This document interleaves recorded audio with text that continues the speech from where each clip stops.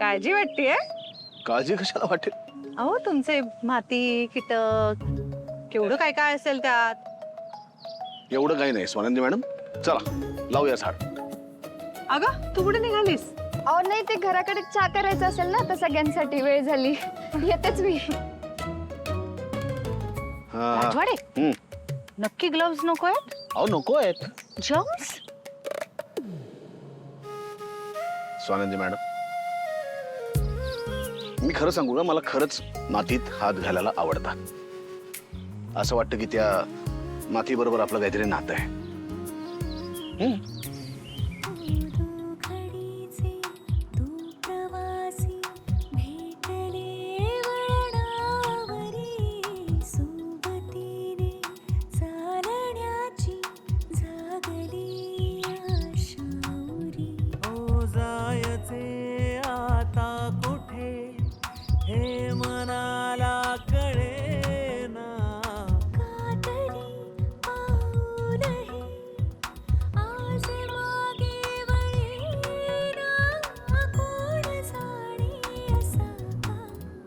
Sorry, ते केस तुमच्या डोळ्यात चालले होते म्हणून मी.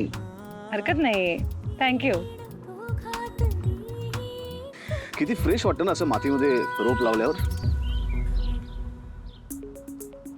आज आम्ही सुद्धा वृद्धाश्रमामध्ये वृक्षारोपण करणार आहोत.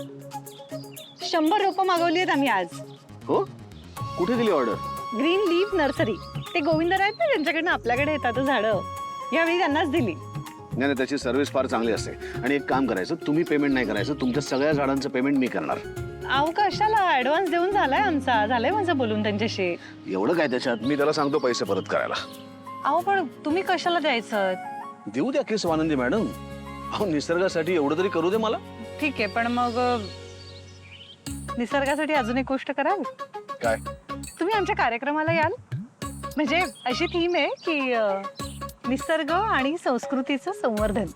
अरे वा, चांगली थीम आहे. मला नक्कीच आवडेल यायला. फक्त माझ्या आधी काही मीटिंग्स ठरल्यात, तेवढ्या मी एकदा चेक करतो. पण ठीक आहे, मी काढतो वेळ आणि येतो. थँक्यू.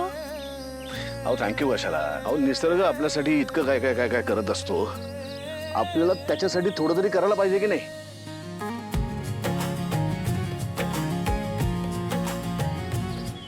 यांना पारंपरिक पोशाख करायचा आहे हे पण सांगायला पाहिजे.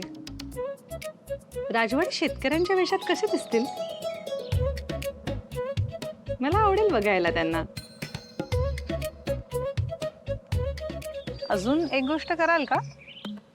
काय? म्हणजे आता मी म्हणाले ना, थीम आहे तर म्हणून सगळे असं आपल्या महाराष्ट्राचा पारंपरिक पोशाख करणार आहेत. म्हणजे बायकांनी असं छान नऊवारी आणि गेटअप, आणि पुरुषांनी कुर्ता, धोतर, टोपी. हे धोतर वगैरे कठीण आहे, पण पारंपरिक पोशाख करीन मी. ठीक आहे, थँक्यू.